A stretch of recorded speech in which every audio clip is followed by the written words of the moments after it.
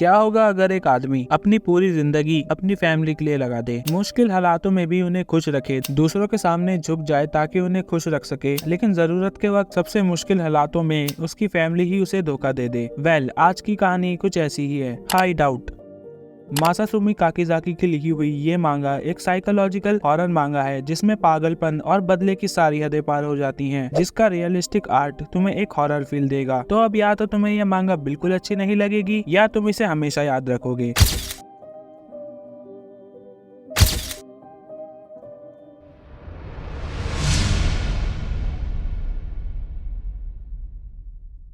मुझे नहीं पता कि आखिर तब से कितना वक्त गुजर चुका है, 2 साल या शायद 3 साल। मेरा नाम सेइची किरिशिमा है, मैं एक राइटर हूँ और ये शायद मेरी आखिरी बुक होने वाली है।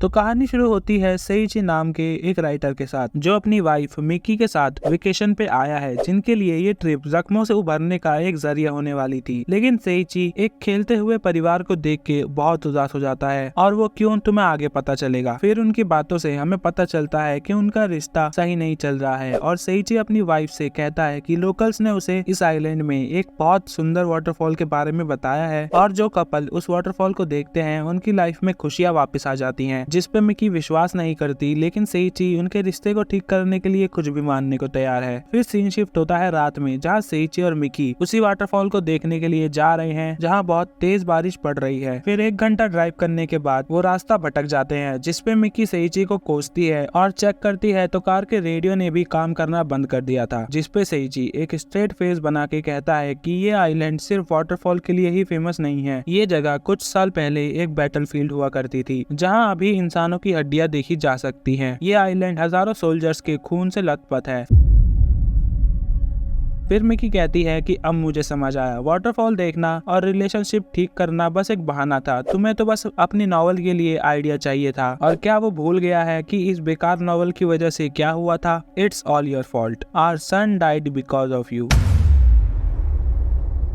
जिसे सुन के सेइची को गुस्सा आता है, लेकिन वो कंट्रोल कर लेता है। तभी कार रोकता है और मिकी से झूठ बोलता है कि पेट्रोल खत्म हो गया है। लेकिन चिंता की कोई बात नहीं है, 1 किलोमीटर पहले ही उसने एक घर देखा था, जो कि फिर गाड़ी से निकलकर चलने लगते हैं, जहाँ सेइची अपने साथ एक रेंच ले लेता है। फिर 1 किलोमीटर तक चलने के बाद मिकी कहती है कि कहाँ है घर? तुम फिर से मुझे बेवकूफ बना रहे हो। मुझे याद नहीं कि आखिर मैंने इस आइडिया के बारे में कब सोचा, लेकिन इस सब के बारे में मैंने अपने दिमाग में पहले से एक पिक्चर बना रखी है। और पीछे मुड़ के मिकी को एक डेंजरस लुक देता है और रेंच से उस पर अटैक कर देता है और बोलता है कि क्या कहा तुमने? इस सब का जिम्मेदार मैं नहीं हूँ, जुन तुम्हारी वजह से मरा था। और मिकी कहती है कि क्या तुम पागल हो गए हो? लेकिन सेइची कहता है कि एक बार तुम मेरी लाइफ से चली गई, उसके बाद सब ठीक हो जाएगा, और उस पर दोबारा रेंच से अटैक करता है। लेकिन मिकी उसे पत्थर मार के वहाँ से भाग जाती है, और सेइची भी उसके पीछे जाता है और कहता है कि वो कहीं नहीं भाग सकती है। और चलते हुए सेइची एक गुफा के पास पहुँचता है। मुझे वापस मुड़ जाना चाहिए था, मुझे उस गुफा में नहीं जाना चाहिए था। फिर गुफा में जाके उसे मिकी मिलती है, जिसके पैर में चोट लग गई थी, जो सेइची से सब कुछ भूलकर एक नई शुरुआत करने को बोलती है। But bro didn't listen and वो रेंच से उसकी खोपड़ी खोल देता है। अब मैं फाइनली एक नई जिंदगी शुरू कर सकता हूँ। तभी उसे अपने पीछे कोई सेंस होता है, और जब वो पीछे मुड़ के देखता है तो एक बच्चा था, जिसका फेस आदमियों वाला है।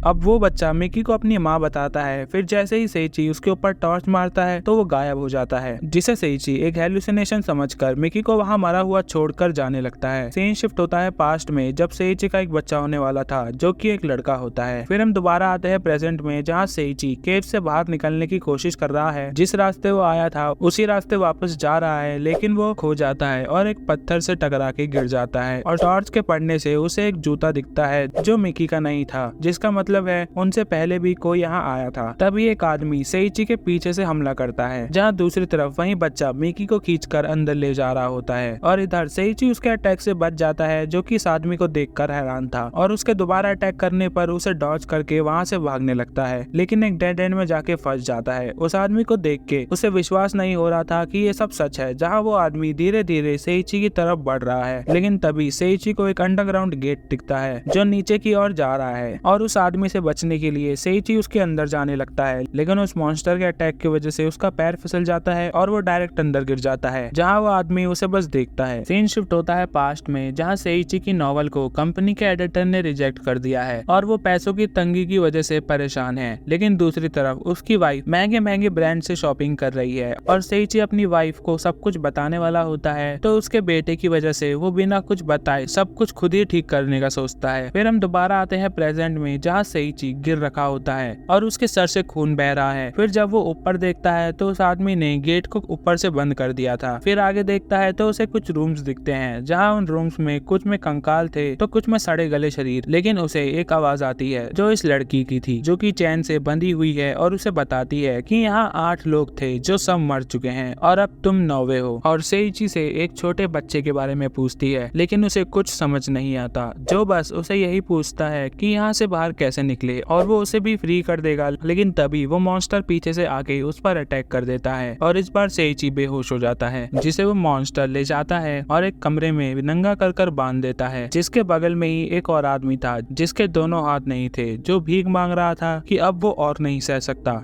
जस्ट किल मी। अब सेइची को बंधे हुए बहुत टाइम हो गया था, जो कि रोज बस अपने बगल वाले आदमी की चीखें सुनता था, जो उसे याद दिलाती थी कि वो जिंदा है। लेकिन फिर एक दिन वो चीजें बंद हो जाती हैं और फिर उसे समझ आता है कि उस मॉन्स्टर ने उसे बांध कर क्यों रखा है, क्योंकि वो उसका मील है, जिसका मतलब वो आदमी इंसानों को खाता है, मतलब वो एक कैनिबल है। जिसके बाद सेइची जोर जोर से चिल्लाने लगता है, लेकिन वो आदमी उसे बस देख रहा है। सीन शिफ्ट होता है पास्ट में, जहाँ कोई पब्लिशिंग कंपनी सेइची को काम नहीं दे रही है क्योंकि उसकी मैन्युस्क्रिप्ट अच्छी नहीं है, और छोटी कंपनी इसलिए काम नहीं दे रही है क्योंकि वो एक बहुत बड़ा राइटर है जिसे वो अफोर्ड नहीं कर सकते। जहाँ दूसरी तरफ मिकी सेइची का अकाउंट खाली करती जा रही है, जिसके बाद सेइची लोगों के सामने मिनिमम सैलरी के साथ भी काम करता है। सीन शिफ्ट होता है पास्ट में, जहाँ सेइची के रूम का दरवाजा खुलता है और वो देखता है तो हैरान हो जाता है क्योंकि उसके सामने मिकी खड़ी थी। तो कमेंट करके बताना तुम्हें ये स्टोरी कैसी लगी। पार्ट 2 जल्दी ही आएगा। बाकी मुझे इस मांगा का आर्ट बहुत अच्छा लगा, जहाँ डार्क एनवायरनमेंट में ये बहुत अच्छी लगती है और नॉर्मल सीन्स में व्हाइट का यूज बहुत अच्छा है। बाकी अगर तुम्हारे पास कोई सजेशन हो तो कमेंट करके बता सकते हो। बाकी हम मिलते हैं ऐसी कुछ इंटरेस्टिंग वीडियोस के साथ, तब तक के लिए सायोनारा।